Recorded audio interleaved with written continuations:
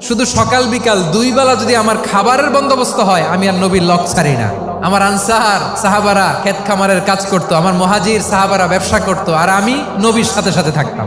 5374টা হাদিস তিনি বর্ণনা করেছেন।